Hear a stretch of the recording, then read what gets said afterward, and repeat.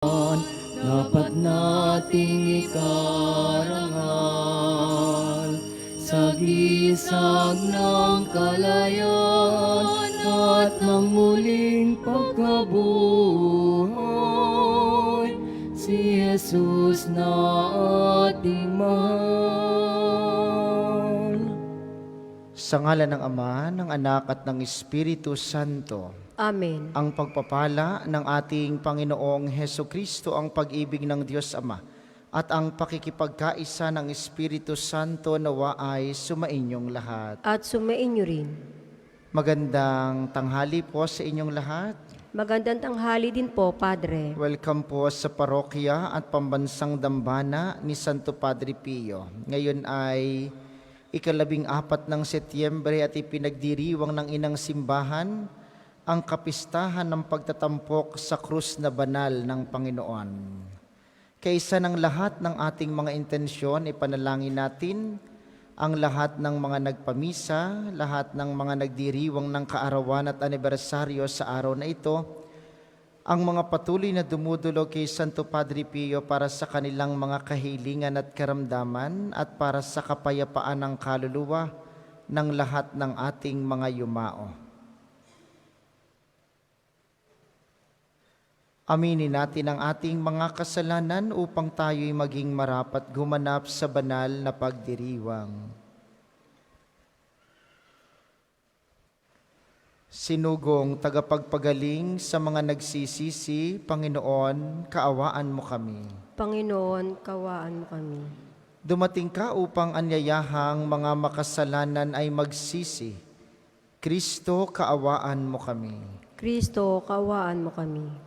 Nakalukluka sa kanan ng Diyos Ama para ipamagitan kami, Panginoon, kaawaan mo kami. Panginoon, kawaan mo kami. Kaawaan tayo ng makapangyarihang Diyos, patawarin tayo sa ating mga kasalanan, at patnubayan tayo sa buhay na walang hanggan. Amen. Gloria in excelsis Deo. At sa lupa'y kapayapaan sa mga taong kinalulugdan niya. Pinupuri ka namin, dinarangal ka namin, sinasamba ka namin, pinagbubunyi ka namin, pinasasalamatan ka namin. Dahil sa dakila mong angking kapurihan,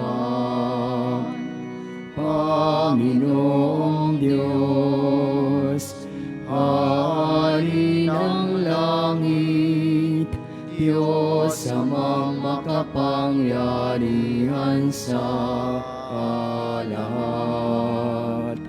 Panginoong Hesukristo, bugtong na anak, Panginoong Diyos, Kordero ng Diyos, anak ng Ama.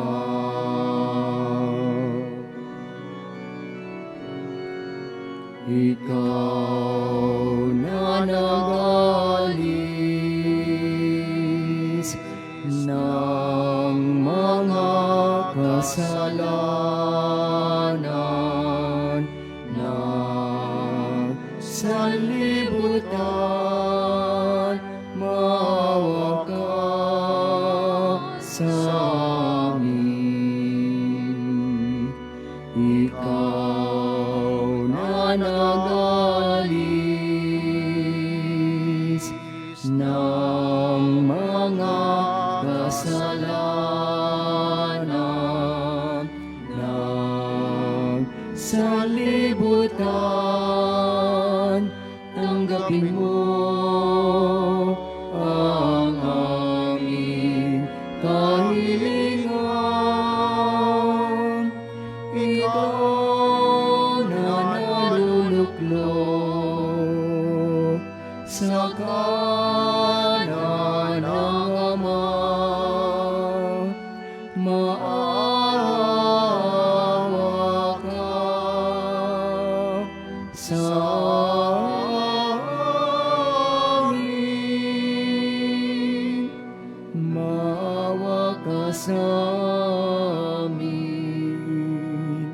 sapagkat ikaw lamang ang banal, ikaw lamang ang Panginoon, ikaw lamang, O Jesucristo, ang kataasan,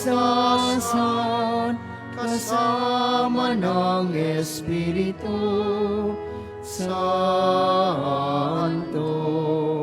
sa kadakilaan ng Diyos Ama.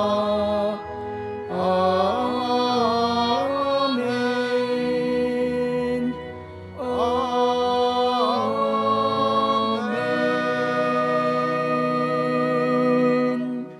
Manalangin tayo.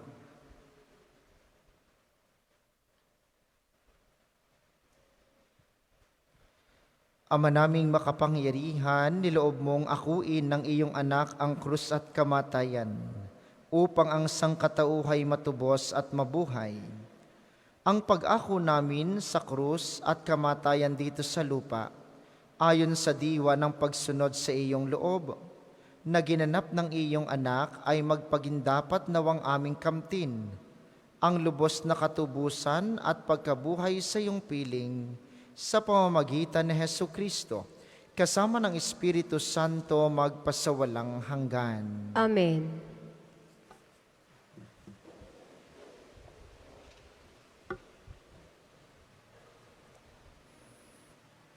Pagbasa mula sa aklat ng mga bilang.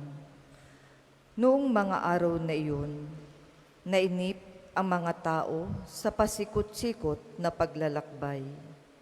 Nagreklamo sila kay Moises, "Inaalis mo ba kami sa Ehipto para patayin sa ilang na ito? Wala kaming makain ni mainom. Sawa na kami sa walang kwentang pagkaing ito." Dahil dito, sila'y pinadalhan ng Panginoon ng makamandag na ahas, at sinumang matuka nito ay namamatay. Kaya lumapit sila kay Moises. Sinabi nila, "Nagkasala kami sa Panginoon at sa iyo. Idalangin mo sa kanyang paalisin ang mga ahas na ito." Dumalangin nga si Moises at ganito ang sagot sa kanya ng Panginoon, "Gumawa ka ng isang ahas na tanso. Ilagay mo iyon sa dulo ng isang tikin, at sino mang natuklaw ng ahas na tumingin doon ay hindi mamamatay." Gayon nga ang ginawa ni Moises. Mula noon, lahat ng matuklaw ng ahas, ngunit tumingin sa ahas na tanso, ay hindi namamatay. Ang salita ng Diyos. Salamat sa Diyos. Salmong tugunan, hindi nila malilimot ang dakilang gawa ng Diyos. Hindi nila malilimot ang dakilang gawa ng Diyos. Kaya ngayon ay makinig sa turo ko, mga anak. Inyong dinggit o linigin, salita kong binibigkas. Itong aking sasabihin ay bagay na talinhaga, nangyari pa noong una, kaya ito'y mahiwaga. Hindi nila malilimot ang dakilang gawa ng Diyos. Dadapwat noong sila'y lilipulin na ng Diyos, nagsisi ang karamihat, sa Kanya'y nagbalik loob. Noon nila nagunitang ang sanggalang nila'y ang Diyos, ang kataas-taasang Diyos ay kanilang manunubos. Hindi nila malilimot ang dakilang gawa ng Diyos.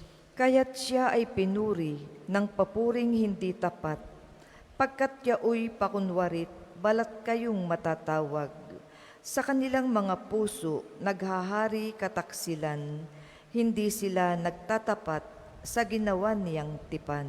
Hindi nila malilimot ang dakilang gawa ng Diyos. Gayunpaman, palibhasa'y Diyos siyang mahabagin, ang masamang gawa nila'y pinatawad niyang tambing.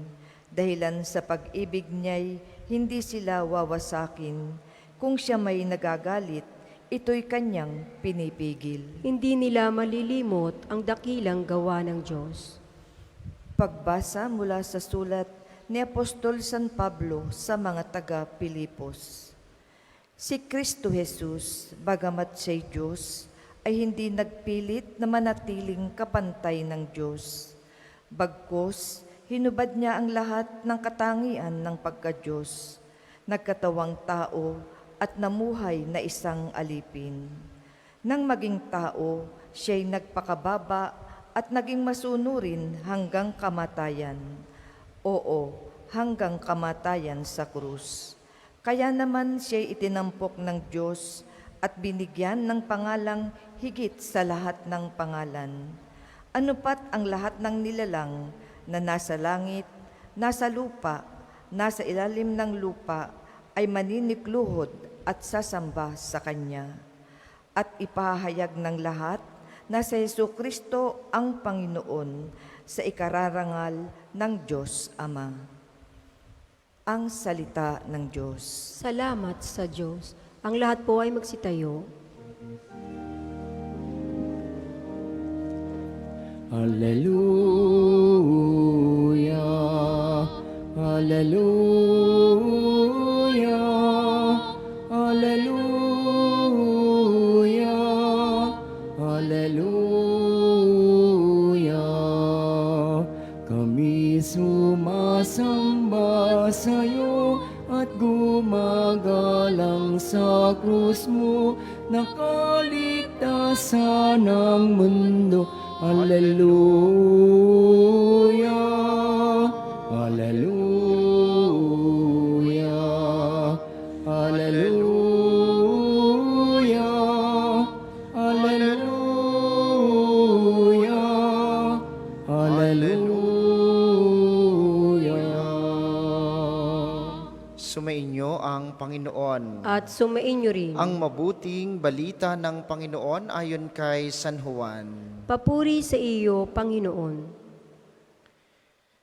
Noong panahong iyon, sinabi ni Jesus kay Nicodemo, walang umakyat sa langit kundi ang bumaba mula sa langit, ang anak ng tao. At kung paanong itinaas ni Moises ang ahas doon sa ilang, gayon din naman, kailangang itaas ang anak ng tao upang ang sinumang sumasampalataya sa Kanya ay magkaroon ng buhay na walang hanggan. Gayon na lamang ang pag-ibig ng Diyos sa sanlibutan, kaya ibinigay niya ang Kanyang bugtong na anak, upang ang sumampalataya sa Kanya ay hindi mapahamak, kundi magkaroon ng buhay na walang hanggan. Sapagkat sinugo ng Diyos ang Kanyang anak, hindi upang hatulang maparusahan ang sanlibutan, kundi upang iligtas ito sa pamamagitan niya.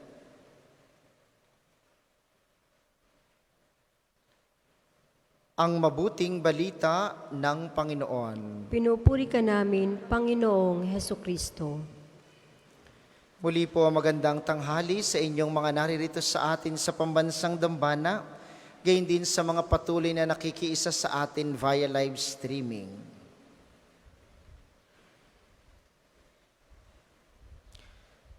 Kumusta po kayo? Sigurado kayo, ano? Yan hong sagot na mabuti ay isa sa mga sagot na napakaraming muka. Ano? Kapag ka po kinukumusta tayo, laging sagot natin, mabuti naman. Ano po? Bagamat hindi lahat ng mabuting iyon ay masaya. Sapagkat minsan mabuti ka, pero ikaw ay may problema. Minsan ikaw ay mabuti, pero ikaw ay napapaiyak. Minsan ikaw ay mabuti, pero ikaw ay maraming pinagdadaanan. Sa isa pong napakagandang paglalarawan, normally kapag ka tinatanong ka kung kumusta ka, sa mga salita ng ating pananampalataya, kasing kahulugan po iyan ng kumusta ang binubuhat mong krus ngayon. Ngayong araw pong ito ay kapistahan ng pagtatanghal sa banal na krus. Hindi nyo po siguro nalalaman lahat, tayo po dito sa pambansang dambana ay pinalad na magkaroon ng maliit na bahagi ng tunay na krus ni Kristo. Normally po ito'y matatagpuan ninyo dyan sa ating kapilyang maliit ng relic ng cross. At kapag ganitong kapistahan, Yan po'y ating inilalabas. Itong nasa unahang ito ay maliit na bahagi ng tunay na krus ni Kristo. Yan po ay relikya na ipinagkaloob sa atin ng dating katulong na obispo ng Archdiocese ng Lipa. At yan ang ating ipinagdiriwang, ang pagtatampok sa kahoy na krus ni Jesus. Pero mga minamahal, sa pagkakataon ngayon at sa ating panahon ngayon, hindi na naman ganyang kahoy na krus ang ating binubuhat. Pero tayo may mga buhat-buhat na krus. Ang iba siguro sa inyo'y mabibigat ang buhat na krus. Ang iba sa inyo'y nagsisimula pa lamang magbuhat ng kanyang krus. O baka ang iba ay napapagod na ng pagbubuhat sa kanyang krus. Hindi hulang kahoy ang krus. Minsan at maraming pagkakataon, ang krus nating buhat-buhat, may muka. Ang iba ngay may pangalan pa. Minsan nga ang pangalan ng krus ninyong binubuhat ay katabi ninyo lagi sa inyong kama tuwing gabi. Minsan ang pangalan ng krus ninyong binubuhat ay kapitbahay ninyo sa bandang kaliwa. Minsan ang binubuhat ninyong krus ay maraming muka. Magkakasunod pa ang pangalan. Minsan ay mga anak ninyo ang binubuhat na krus. Mga minamahal, ang pagdiriwang natin ng pagtatampok sa kahoy na krus ay paggunita rin natin sa ating mga binubuhat na kanya-kanyang krus. Yun hong tanong kong kumusta kayo ay kasing kahulugan kong kumusta ang pagbubuhat ninyo ng krus. Father, ako po ay katatapos ko lamang buhatin ang aking krus. Ay biruin nyo, may nakaabang na uling isa pang bubuhatin. Father, ako ho ay nakaraos-raos naman sa aking krus na buhat-buhat ng matagal na panahon. Ay mukha hong meron na namang nakaabang may nag-iintay na naman hong kailangan kong buhatin. Ang krus po ba ay mawawala sa ating buhay? Hindi po. Huwag niyong ipanalangin na mawala ang krus sa inyong buhay. Kapag kayan ang dasal ninyo, ay siya, mauubos ang inyong kapitbahay. Mauubos din ang inyong mga kasama sa bahay, pag yan ang inyong ipinagdasal. Ang masama nito ay, paano kung ang krus mong binubuhat ay ang iyong sarili? Ay paano yon? Hindi po kailanman mawawala ang krus na buhat-buhat natin. Bakit? Dahil ang Diyos na ating sinusundan ay laging katambal ang krus. Ang Diyos na ating sinusundan ay naghirap at namatay sa krus. Nag-iisip pa ba kayo ng ibang pamamaraan ng papuntang langit? Wala na. Wala hong ibang daan papunta sa langit, kundi yakapin at buhatin ang krus. Ay sino magbubuhat sa inyong mga lasinggerong asawa? Ako. Sino magbubuhat sa inyong mga pasaway na anak? Alam nga naman ang inyong kapitbahay. Sino magbubuhat sa inyong mga bungangerang nanay? Sino magbubuhat sa inyong mga terror na teacher? Lahat ito'y krus. Subalit hindi lahat ng krus ay parusa. Binago na yan ni Kristo. Bago dumating si Kristo, ang kahoy na krus ay parusa sa mga nagkasala. Nung dumating si Kristo, ang krus ay hindi na parusa, kundi ito'y pamamaraan at buhay kabanalan. Tanongin niyo rin mga are, baka ang krus na binubuhat ng mga are ay si Father. Sinong makakapagsabi, diga? E di pagkakabigat ng buhat ninyong krus. Kanya-kanya po tayo ng buhat na krus. Unang aral, paano magiging magaan ang buhat-buhat mo? Huwag mong kakalad ka rin. Huwag kang mapilitang buhatin. Si Jesus, hindi niya lang binuhat ang krus. Ang sabi sa mabuting balita, niyakap ni Jesus ang krus. At umpisa ng pagbuhat ng mabigat na krus, unti-unti nyo pong yakapin ang mga krus ninyo sa buhay. Yan man ay sakit, yan man ay problema, yan man ang inyong mga nanay, yan man ang inyong kapitbahay, yan man ang inyong mga anak o mga asawa, unti-unti ninyong matutunang iyakapin ang krus. Sapagkat kapag yakap ninyo ang krus, unti-unting gagaan ang inyong buhat-buhat. Ay hindi nyo naman pwedeng iwanan yan eh. Walang ibang magbubuhat yan. At lagi pong totoo, walang krus na ibibigay sa iyong hindi mo kayang buhatin. Tandaan nyo yon. Hindi ka bibigyan ng krus na hindi mo kayang buhatin o hindi mo kayang yakapin. Pero unang aral, unti-unti po ninyong pag-aralang yakapin ang inyong mga krus sa buhay. Ang mga krus man natin ay maraming muka. Ang mga krus man natin ay maraming mga pangalan. Iisa po ang makakatulong sa atin. Ito ang pangalawa. Una, yakapin ang krus. Pangalawa, gawin ninyong inspirasyon ng pagbuhat sa inyong krus, si Kristo. Kung kayo ay may problemang malaki, huwag kang pupunta sa iyong kapitbahay na malaki rin ang problema. Wala yang maiitulong sa iyo. Kung ikaw ay galit sa iyong kapitbahay, huwag kang pupunta sa iyong kakilalang galit din sa iyong kapitbahay na iyon. Wala kang makukuha kundi galit. Kapag ka ikay may problema, kapag ikay may pinagdadaanan, pumunta ka kay Kristo. Sapagkat alam ni Kristo kung paano ang tamang pagbubuhat ng krus.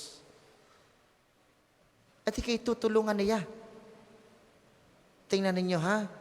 Inyo pong pansinin ito.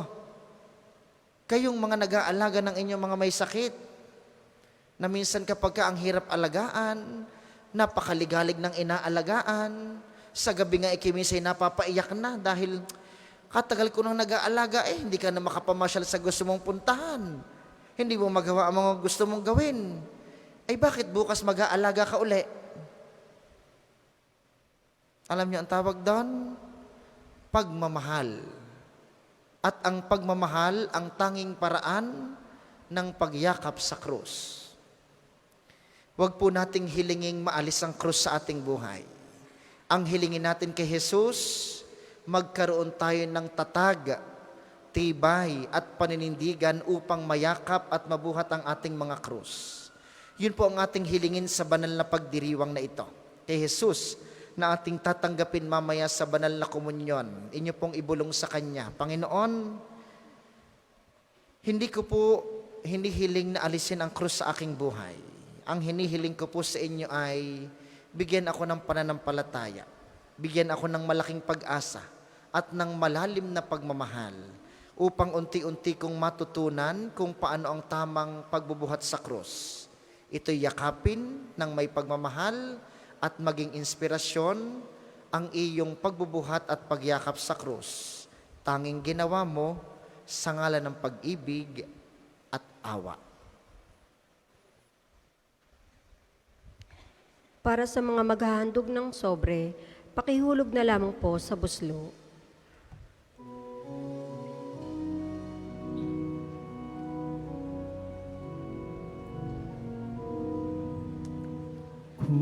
Kunin at tanggapin ang alay na ito, mga biyayang nagmula sa pagpapala mo. Tanda ng bawat puso pagkat inibig mo. Ngayon'y nananalig, nagmamahal sa'yo. Ngayon'y nananalig, nagmamahal sa'yo. Magsitayo po ang lahat.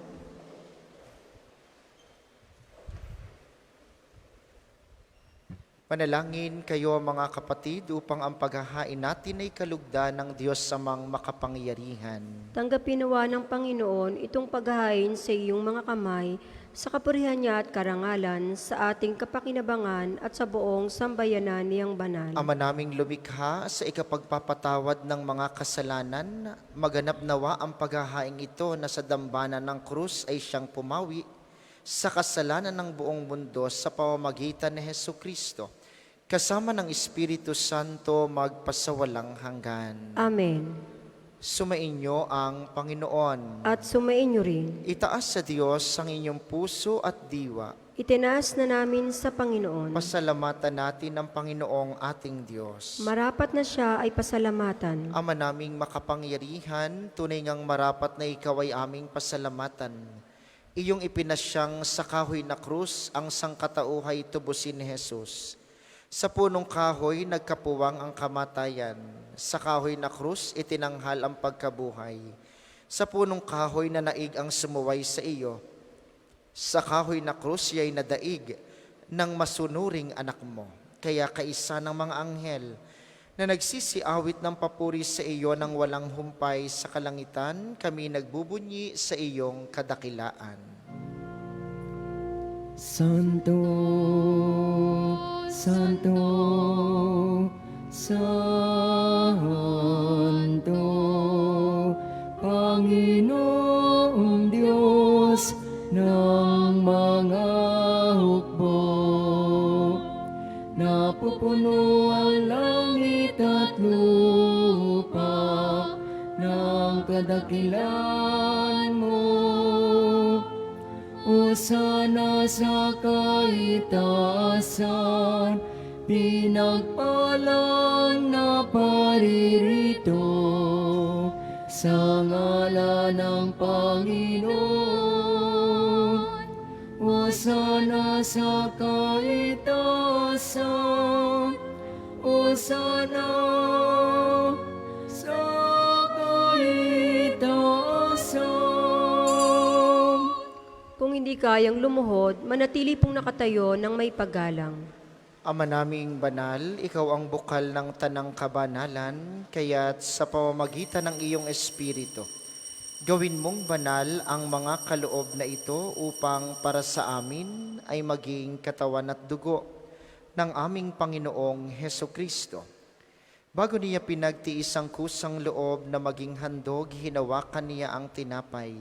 Pinasalamatan kaniya, pinaghati-hati niya iyon, iniabot sa kaniyang mga alagad at sinabi, tanggapin ninyong lahat ito at kanin. Ito ang aking katawan na ihahandog para sa inyo.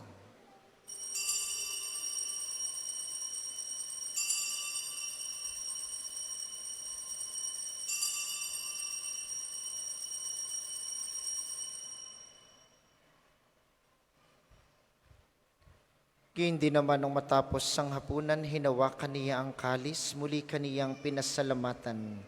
Iniabot niya ang kalis sa kaniyang mga alagad at sinabi, tanggapin ninyong lahat ito at inumin. Ito ang kalis ng aking dugo, ng bago at walang hanggang tipan.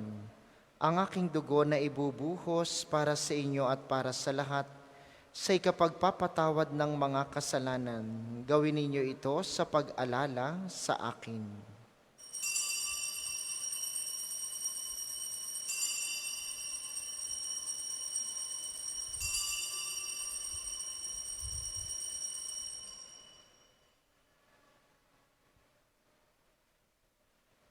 Ipagbunyi natin ang misteryo ng pananampalataya. Sa krus mo at pagkabuhay, kami natubos mong tunay.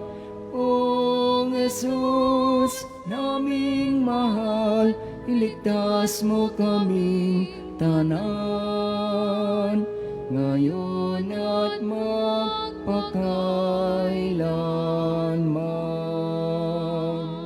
Ama, ginagawa namin ngayon ang pag-alala sa pagkamatay at muling pagkabuhay ng iyong anak, kaya't iniaalay namin sa iyo ang tinapay na nagbibigay buhay at ang kalis na nagkakaloob ng kaligtasan. Kami nagpapasalamat dahil kami iyong minarapat na tumayo sa harap mo para maglingkod sa iyo.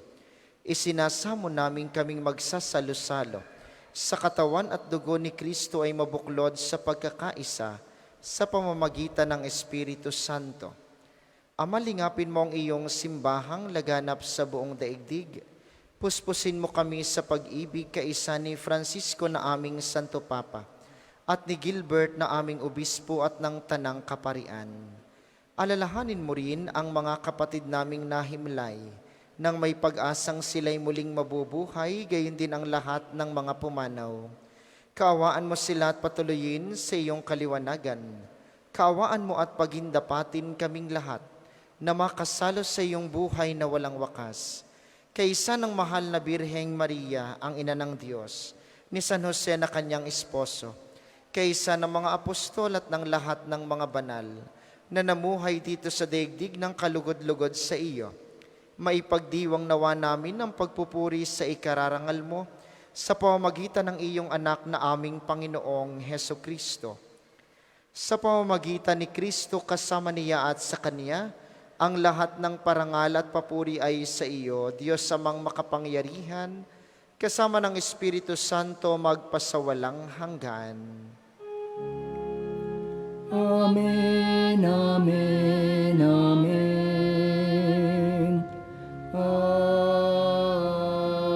Amen. Amen, amen, amen. Amen. Sa tagubili ng mga nakagagaling na utos sa turo ni Jesus na Panginoon natin at Diyos, ipahayag natin ng lakas loob.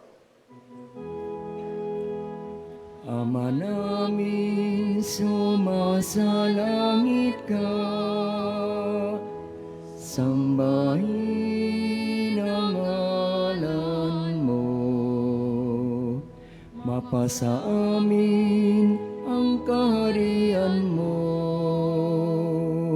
sundin ang loob mo dito sa lupa para nang sa langit. Bigyan mo kami ngayon ng aming kakanin sa araw-araw, at patawarin mo kami sa aming mga sala para nang pagpapatawad namin sa nagkakasala sa amin. At huwag mo kaming ipahintulot sa tukso, at iadya mo kami sa lahat ng masama. Hinihiling namin kami iadya sa lahat ng masama, pagkalooban ng kapayapaan araw-araw. Iligtas sa kasalanan at ilayo sa lahat ng kapahamakan, samantalang aming pinananabikan ang dakilang araw ng pagpapahayag ng tagapagligtas naming si Heso Kristo. Sapagkat iyong kaharian at ang kapangyarihan at ang kapurihan magpakailanman. Amen. Panginoong Heso Kristo, sinabi mo sa iyong mga apostol, kapayapaan ang iniiwan ko sa inyo, ang aking kapayapaan ang ibinibigay ko sa inyo. Tunghayan mo ang aming pananampalataya.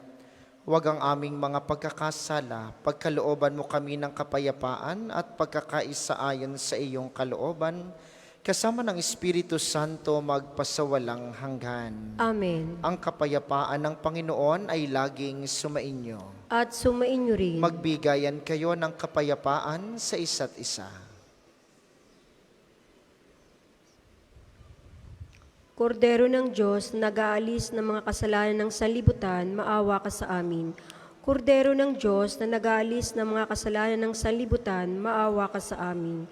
Kordero ng Diyos, na nag-aalis ng mga kasalanan ng sanlibutan, ipagkaloob mo sa amin ang kapayapaan. Kung hindi kayang lumuhod, manatili pong nakatayo ng may paggalang.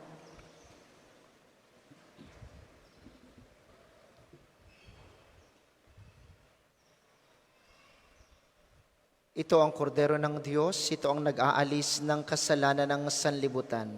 Mapalad ang mga inaanyayahan sa kaniyang piging. Panginoon, hindi ako karapat-dapat na magpatuloy sa iyo, ngunit sa isang salita mo lamang ay gagaling na ako. Ang katawan ni Kristo. Amen.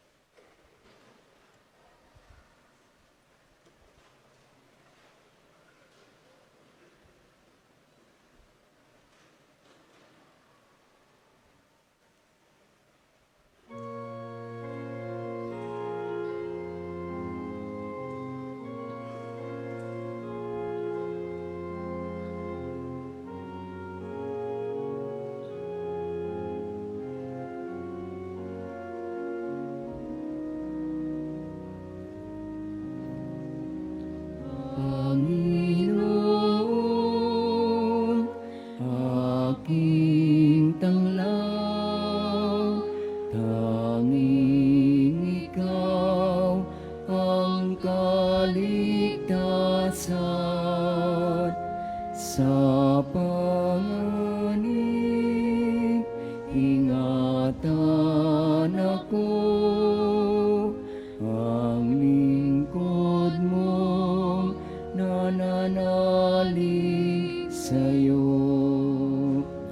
Ang tawag ko'y iyong pakinggan, lingapin mo at kabagan.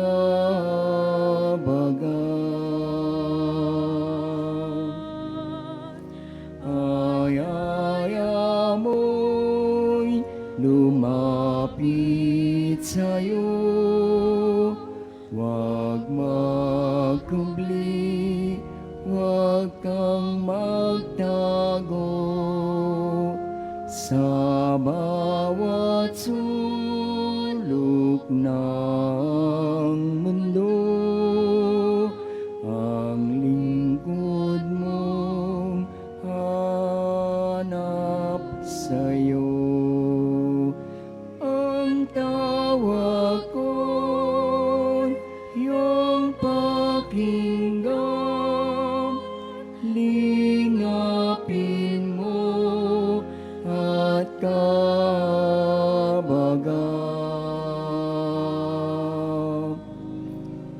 Panginoon,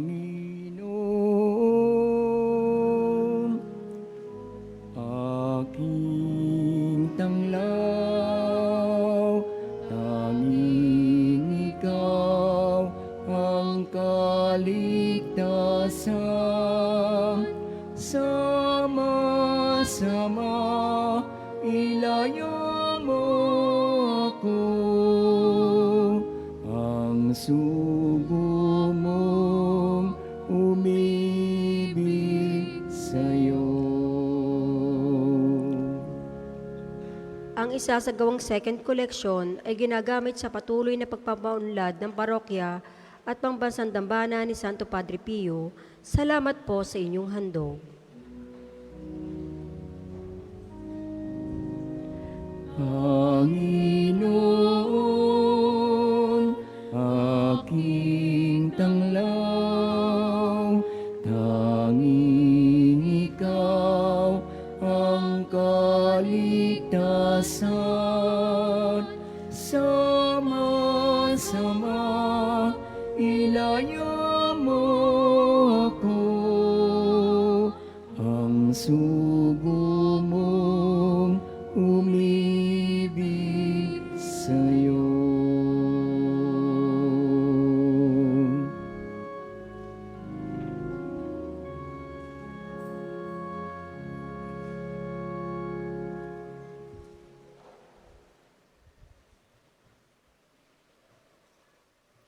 Ang lahat po ay magsitayo.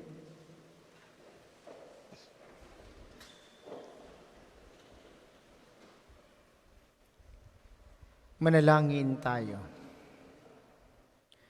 Panginoong Heso Kristo, kaming nagsalo-salo sa banal na pakikinabang ay nakikiusap sa iyo na ang mga nasagip ng kahoy na krus na nagbibigay buhay ay iyong ihatid sa pagkabuhay sa kaluwalhatian sapagkat ikaw ang Panginoon magpasawalang hanggan. Amen.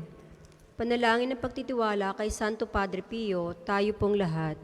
Padre Pio, taga Pietrelcina, Mongheng Banal, Pintakasing Santo ng Milenyong Kasalukuyan, gabay namin sa pagtahak sa landasing makalangit, takbuhan sa pangangailangan, huwara ng pagtitiis. Sa iyo namin inilalapit aming mga kagipitan, sa iyo po ay binibilin kalusugan at kabuhayan.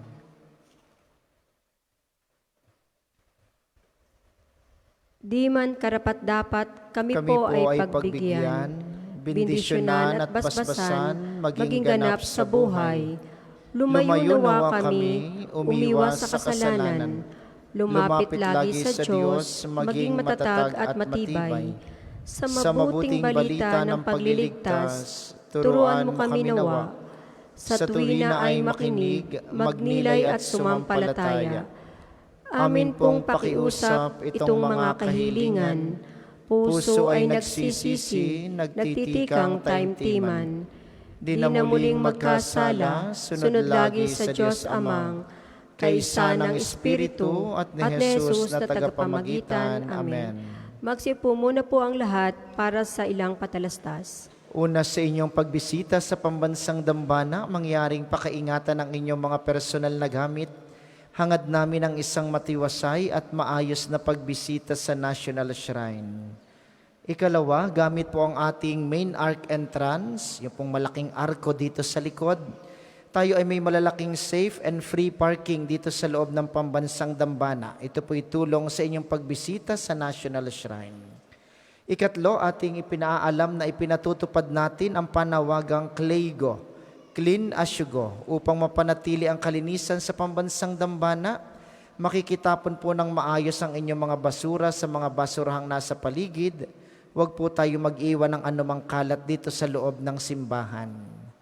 At ating ipinaalaala na ang pambansang dambana ay isang sagrado at banal na lugar. Sa inyong pagbisita dito, mangyaring pakisunod ng mga tama at angkop na kasuotan. Ito po'y sa pagbibigay galang natin sa Panginoong nasa banal na Eucharistia. Ngayong araw na ito, ang unang araw ng ating Misa Novena sa karangalan ni Santo Padre Pio. Kaya ng umaga po ay nagkaroon kami ng motorcade. Kaya naririyan ang mga patron ng mga barangay na sakop ng pambansang dambana. Sila po ay makikiisa sa ating 9 na araw na pagmimisa sa karangalan ni Padre Pio. Mamayang hapon, ang nobena ay sa alas 4:30 ng hapon at susundan ng banal na misa sa 5:00 ng hapon. Ang mamunguna po sa pagdiriwang mamaya ay ang rektor ng International Shrine ng Our Lady of Peace and Good Voyage sa Antipolo, si Father Nante Tolentino. Ano po, kayo pong lahat ay inaanyayahang makiisa sa ating mga pagdiriwang. Sa ganitong diwa, kami po ay patuloy na kumakatok sa inyong mabubuting puso at humihingi ng inyong tulong pinansyal para po sa mga pagkain na ating ilalaan sa mga pari at sa mga tagapaglingkod ngayong 9 na araw ng ating nobena tuwing hapunan. Kung kayo po ay nagnanais magbigay ng inyong tulong, makipag-ugnayan kayo sa opisina o sa pamisahan para po sa inyong donasyon. Maraming salamat po. Ang ating sunod na misa mamayang alas 2 ng hapon. Ang ating pong mga schedule pala ng ating Misa Novena ay nakapost sa Facebook page at makikita nyo rin sa mga tarpaulin sa paligid. Inaasahan po namin na inyong pananatilihin ang kalinisan, katahimikan at diwa ng pananalangin sa loob at labas ng ating simbahan. Muli po kayong magsitayo. Atin pong isasagawa ang pagbabasbas ng mga religious articles. Mga kapatid, manalangin tayo sa Diyos samang makapangyarihan upang tayo'y maging kawangis ni Kristo sa taimtim na pagdalangin sa tulong ng mga larawan at mga dasalan.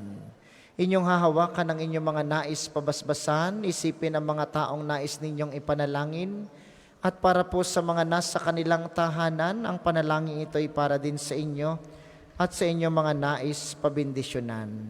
O Panginoong Diyos, Ikaw ang bukal ng lahat ng pagpapala at biyaya. Ibuhos mo ang iyong bendisyon sa mga gamit na ito sa pananalangin, ang mga rosaryo, mga imahen, mga dasalan, mga healing rub at mga miracle oil na nagpapaalaala ng iyong kabutihan, kabanalan at pagmamahal sa amin, upang ang lahat na dumulog at magdasal gamit ang mga ito ay magtamo ng iyong awa at biyaya. Loobin mong tularan nila ang kabanalan at aral ng Panginoon at mga santo magpasawalang hanggan. Amen. Ama namin, sumasalangit ka, sambahin ang ngalan mo, mapasa amin ang kaharian mo, sundin ang loob mo dito sa lupa para nang nasa langit. Bigyan mo kami ng aming kakanin sa araw-araw at patawarin mo kami sa aming mga sala para ng pagpapatawad namin sa nagkakasala sa amin at huwag mo kaming ipahintulot sa tukso at iadya mo kami sa lahat ng masama. Amen. Aba, Ginoong Maria, napupuno ka ng grasya, ang Panginoong Diyos ay sumasa iyo. Bukod kang pinagpala sa babaeng lahat, at pinagpala naman ang iyong anak na si Jesus. Santa Maria, Ina ng Diyos, ipanalangin mo kaming makasalanan, ngayon at kung kami mamamatay. Amen. Luwalhati sa Ama at sa Anak at sa Espiritu Santo, kapara noong unang-una, ngayon at magpasawalang hanggan. Amen. Luwalhati sa Ama at sa Anak at sa Espiritu Santo, kapara noong unang-una, ngayon at magpasawalang hanggan. Amen. Luwalhati sa Ama at sa Anak at sa Espiritu Santo, kapara noong unang-una, ngayon at magpasawalang hanggan. Amen. Aba, Ginoong Maria, napupuno ka ng grasya, ang Panginoong Diyos ay sumasa iyo. Bukod kang pinagpala sa babaeng lahat, at pinagpala naman ang iyong anak na si Jesus. Santa Maria, Ina ng Diyos, ipanalangin mo kaming makasalanan, ngayon at kung kami mamamatay. Amen. Luwalhati sa Ama at sa Anak at sa Espiritu Santo, kapara noong unang-una, ngayon at magpasawalang hanggan. Amen.